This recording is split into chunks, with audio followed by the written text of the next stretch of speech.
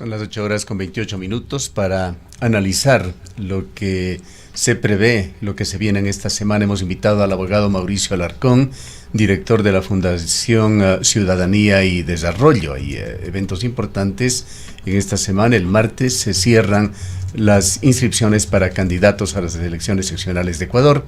El miércoles habrá nuevas protestas. Se entiende que marchas en las principales ciudades de Ecuador, no una paralización. Y en medio de esta situación hay un escándalo en marcha, el que corresponde a la semana pasada, la desaparición de una abogada, María Belén Bernal, en un recinto policial en Quito. ¿Cómo ve la situación para esta semana, abogado Alarcón? Buenos días, Gustavo. Buenos días, Rosana. Buen día, amigos que siguen la señal de Antena 1. Tendremos una semana preocupante debido a los acontecimientos que ya has mencionado e incluso otros con los que empezamos mal. Hace pocos minutos se ha conocido a través de redes sociales del asesinato por la modalidad de sicariato de un fiscal en los exteriores de la Fiscalía de Guayaquil, en el pleno centro de la ciudad y a luz del día. Es decir, trabajar en contra de la delincuencia y luchar contra la impunidad es ahora una situación de alto riesgo, pues no hay garantía alguna para en la mañana salir a trabajar y regresar con vida en la tarde o noche a la casa.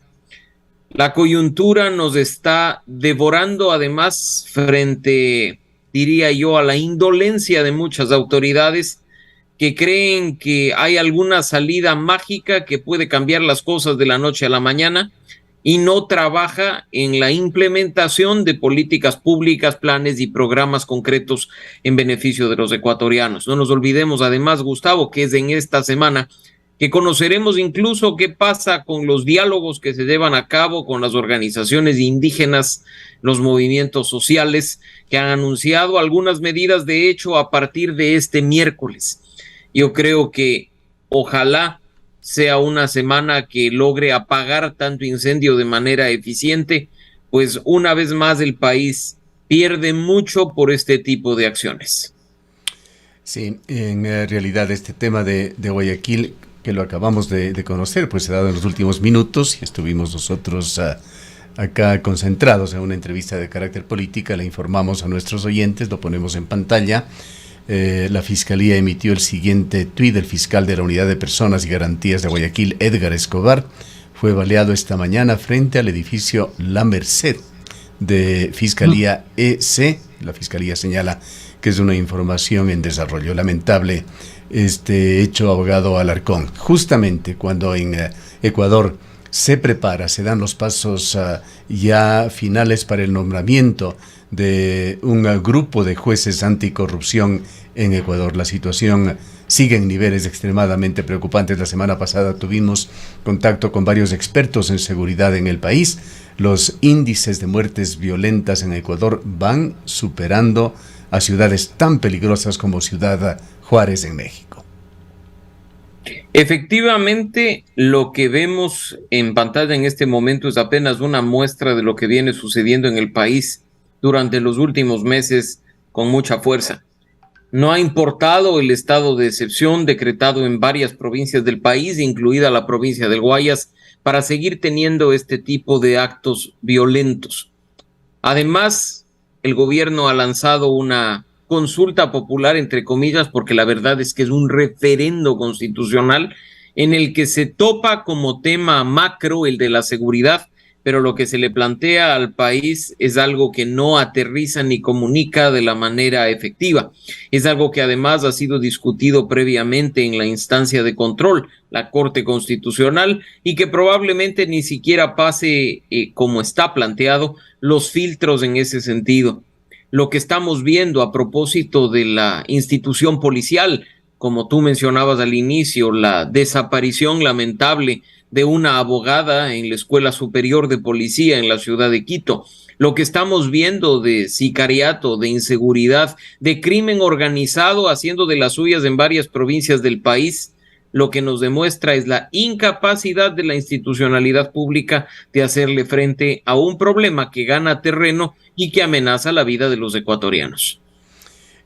¿Cómo va la gestión del gobierno? Mientras tanto, el presidente de la República en esta semana se encuentra en la ciudad de Nueva York, tiene diversos tipos de encuentro bilateral, participará también en importantes cónclaves en medio de esta situación bastante preocupante interna.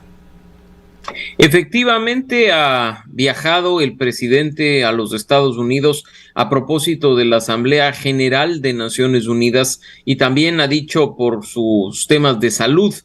Lo que preocupa no es eso, pues estas son labores propias de un presidente en cuanto a su representación internacional. Lo que preocupa es el hecho de tener ministros y secretarios de vacaciones frente a una crisis que demanda que sus esfuerzos no sean de horario laboral, sino que sean permanentes y continuos. Nos hemos enterado a través de redes sociales con la conmoción que efectivamente eso causa, que hay ministros fuera del país disfrutando de 2 semanas de vacaciones, que hay otros que han iniciado sus descansos de manera efectiva y por supuesto un ministro del Interior, y no quiero con esto estigmatizar ni mucho menos, que se encuentra también fuera del país a propósito del matrimonio de su hija. Y lo cierto es que mucho de lo que hoy tenemos necesita, como he dicho, la dedicación de las autoridades, no durante 8 o 10 horas, sino de manera permanente. Y por último, que se vea el trabajo en equipo, que es vital, que las autoridades estén conectadas y haciendo esfuerzos conjuntos en beneficio de los ecuatorianos. Caso contrario, este tema del sicariato, del crimen transnacional, de la inseguridad y de lo que estamos viviendo, nos va a terminar de comer por completo, como a varios países de América Latina les ha sucedido décadas atrás. Lo dijo hace pocos días un exministro de Hacienda de Chile, de que posiblemente la mitad de los puntos de riesgo país que se le adscriben a Ecuador son debido a esta violencia, a la incidencia que tiene el narcotráfico, la violencia, la delincuencia en general en el país. En este fin de semana, varios importantes portales del mundo y medios de comunicación se han referido a este tema. De la abogada María Belén Bernal estuvo en BBC Mundo, estuvo en CNN. Hay un deterioro muy grave de la imagen del país hacia el exterior. Totalmente, y mira, Gustavo, que hemos superado ya esa frontera de los 1.500 puntos del riesgo país. Están aumentando mes a mes más de 100 puntos en promedio, y yo creo que no únicamente a propósito de lo que tú mencionas, esto tiene relación con la situación de la inseguridad, de la violencia, sino también de la inseguridad jurídica, de la inestabilidad institucional, de la impunidad en el sector de la justicia. Si pensamos en alguien que quiera invertir en el país, sea nacional o extranjero, no solo que le querrán cobrar vacunas por el establecimiento de su negocio, como lo hemos visto ya en activo en varias ciudades del país, sino que nada le garantiza que el día de mañana cambien las regulaciones, pongan nuevos impuestos o incluso que de pronto se tomen decisiones coyunturales que sean frente a la situación de una paralización nacional que ponga en riesgo una inversión. Eso es lo que hace que aumente esta mala imagen económica internacional en el contexto mundial. Y las consecuencias, como lo sigo insistiendo, las pagamos todos, pues esos recursos son vitales para la generación de nuevas fuentes de empleo que mucha falta le hacen al país en este momento. ¿Qué futuro ve la Fundación Ciudadanía y Desarrollo a la consulta popular promovida por el gobierno?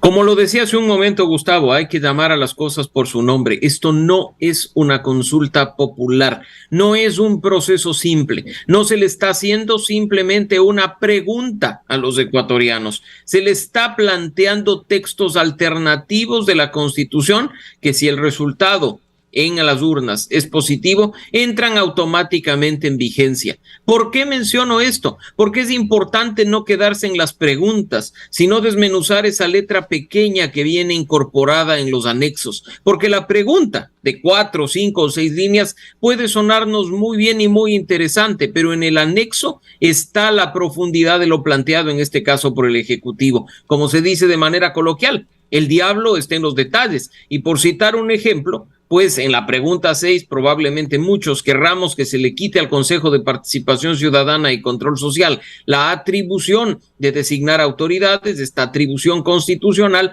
pero así como estamos de acuerdo en eso, También estamos en desacuerdo con que se concentre poder en el presidente de la República para los procesos de designación de autoridades de control. Lo que se nos está planteando en un anexo de más de 12 páginas, un anexo enorme que probablemente ni siquiera llegue a ser impreso en su totalidad en la parte de atrás de una papeleta, es una concentración de poder que si la hubiera planteado Rafael Correa, teniendo a Galo Chiriboga como fiscal, en este momento estaríamos poniendo el grito en el cielo. Y no se trata de analizar coyuntura, no se trata de pensar en quién está hoy en el poder, se trata de institucionalizar y tomar decisiones a mediano y largo plazo. Así es que, insisto, el diablo está en los detalles. Leamos el texto de los anexos, porque las preguntas e incluso esas frases introductorias que nos inducen a votar de determinada medida si es que son aprobadas, suenan bonito, pero el condumio, ese largo texto que entrará en vigencia si es que hay un resultado positivo de manera automática,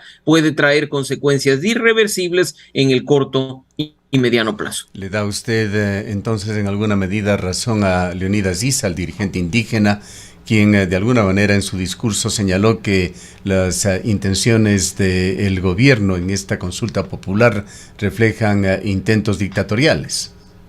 Yo no sé si intentos dictatoriales, pero efectivamente en cuanto a la pregunta 6, concentradores de poder, hay que decirlo, en línea con ese hiperpresidencialismo que ha estado vigente desde la Constitución del 2008 y que lo vimos de manera muy fuerte en acción mientras Rafael Correa fue presidente. Pero podríamos incluso no quedarnos simplemente en esto y leer la letra pequeña de otras preguntas, como la pregunta que tiene relación con la Fiscalía y que ha recibido críticas de la Fiscal General del Estado, o la pregunta de los partidos políticos, que ha sido objeto de análisis en el sentido de que no se necesita reglamentar con tanto detalle en la Constitución algo que podría ser parte del Código de la Democracia. No se diga en cuanto a la disminución de representantes en la Asamblea Nacional, que basta un ejercicio matemático para darnos cuenta que hay profundos errores en lo planteado en el Ejecutivo y que incluso en una de las disposiciones transitorias del anexo se abre la puerta a esa bendita muerte cruzada cuyo fantasma nos ha venido acosando durante todos estos meses. Bien, vayamos al otro tema coyuntural. Mañana a las 18 horas se dará ya el punto final a la inscripción de candidatos, se cierra el periodo. En muchos casos, así se vislumbra por lo menos en la provincia de La Suay, las inscripciones se van dando cambiando las decisiones de elecciones primarias de los propios partidos y movimientos. Y eso deja en evidencia, Gustavo, cómo las organizaciones políticas se burlan de las decisiones que toman sus afiliados o sus adherentes. Y eso no va a cambiar con un referendo y con un nuevo texto constitucional. Eso únicamente va a cambiar si los ciudadanos asumimos con responsabilidad el voto castigo, el voto rechazo a aquellas personas que utilizan las organizaciones políticas como organizaciones de garaje que se venden y se rentan al mejor postor. Exigir además a las autoridades hacer un control real de lo que manda el Código de la Democracia. No puede ser posible que se burlen en nuestra cara y en la cara de las autoridades. Y sobre todo, no nos olvidemos que la campaña de esas personas la pagamos todos, porque de tu bolsillo, del mío y el de todos los ecuatorianos salen los recursos públicos para que después de ellos vengan con su mejor sonrisa en los medios de comunicación a promocionar sus ofertas de campaña o sus planes de gobierno o incluso simplemente vendernos una bonita canción. Creo que es vital, por supuesto, y en eso coincido con el Ejecutivo en cuanto al diagnóstico, no en la solución, depurar el sistema de organizaciones políticas. Hoy más que nunca, como tú lo decías, estamos viviendo lo que sucede a propósito de las elecciones seccionales de 2023.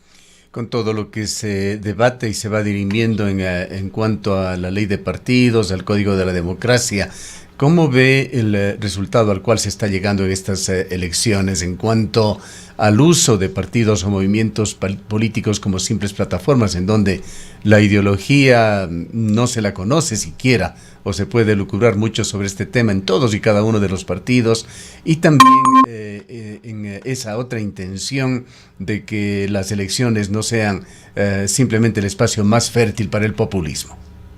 Bueno, basta revisar un poco de lo que está ocurriendo en Quito. Voy a referirme a mi ciudad, donde tienes a un candidato que hace pocos meses, a propósito de las presidenciales, nos decía que era liberal y que sorteaba de manera muy eficiente los cuestionamientos respecto de un movimiento con fantasmas de corrupción, el movimiento de Daniel Mendoza, el movimiento Amigo, para hoy ser candidato por el Partido Socialista, ideológicamente opuesto a aquello que hace pocos meses nos decía. Personas cuyo único interés es figurar en la papeleta. ¿De quién estamos hablando allí? El señor Pedro Freile. Puedes creer, Gustavo, que tú lo viste para las presidenciales como candidato del movimiento Amigo y diciéndose una persona liberal, y hoy para la alcaldía de Quito corre por el Partido Socialista. Así de incoherente, falto de principios y por supuesto, falto de ideologías claras es el espectro político nacional. Se burlan de nosotros. Lo único que quieren es llenar una línea más en su hoja de vida o utilizar recursos públicos para seguir promocionando su imagen. Y como este caso hay varios candidatos que antes desplegaban banderas sobre la revolución ciudadana y hoy aparecen en el movimiento de gobierno, o incluso alianzas contra natura, como las que se han dado en varias provincias del país, donde el movimiento oficialista está de la mano de Pachacutic, o donde el movimiento oficialista, creo, está de la mano de Centro Democrático en varias ciudades de la provincia del Guayas. Se burlan en nuestra cara. Y por supuesto, insisto, cuando las autoridades fallan, cuando el control que manda el código de la democracia falla, la mayor responsabilidad la tenemos nosotros con nuestro voto para castigar y efectivamente poner en su lugar a aquellos que pretenden burlarse de la voluntad de los ecuatorianos. ¿Cuál es su criterio, un juicio de valor sobre el código de la democracia y la ley de partidos en Ecuador? Siempre será necesaria regulación respecto al funcionamiento de las elecciones y de las organizaciones políticas. Esta regulación debe responder a la realidad que vive el país, debe responder a las atribuciones y limitaciones que tiene la autoridad electoral. Pero sobre todo la ley, por muy bien redactada que sea, tiene que aplicarse.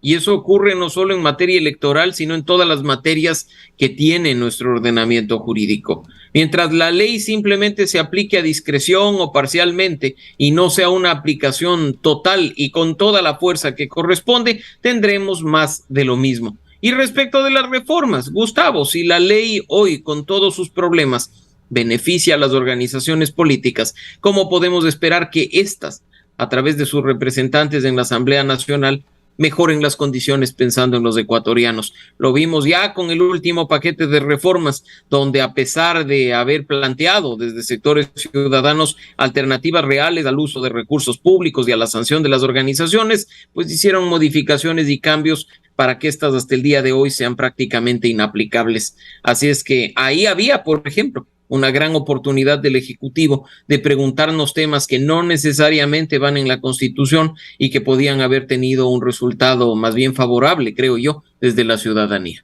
¿Qué efecto podrían verse en estas elecciones en cuanto a la inclusión de mujeres y de jóvenes con las nuevas normativas? Creo que puede verse como positivo el hecho de incorporar cuotas de manera efectiva, pero habrá organizaciones políticas que, por ejemplo, burlándose de la disposición, entreguen cargos a mujeres y a jóvenes en cuanto a cabezas de lista en lugares donde no tienen opción alguna de ser electos, concentrando el poder, en este caso, en las viejas figuras de hombres en la política tradicional. Y eso es apenas un ejemplo de cómo están, como lo decía hace un momento Gustavo, redactadas las normas. Te dirán, yo cumplí. Ahí están los jóvenes, ahí están las mujeres, pero veremos si es que efectivamente esta cuota en la candidatización termina convirtiéndose en una cuota real en la representación una vez electas las autoridades. Pero insisto, y creo que esto es vital, la mayor responsabilidad la tenemos nosotros. Si seguimos eligiendo a los mismos, si seguimos eligiendo a esas personas que llevan 30, 40 años en la política, que se creen únicas e irreemplazables, caudillos de los partidos y movimientos políticos, no nos quejemos de lo que después, una vez en el poder, hagan respecto de nosotros. Mira que hay provincias en el país, Gustavo, donde las mismas figuras que formaron parte de partidos políticos con el retorno a la democracia hace 44 años aparecen hoy de candidatos y nos hablan de renovación. ¿Habráse visto una burla más grande? Creo que definitivamente no. Bien. Gracias por este comentario y esta visión de la semana al abogado Mauricio Alarcón, director de la Fundación Ciudadanía y Desarrollo. Nos vamos con otro tema de carácter local sobre el cual hay expectativa.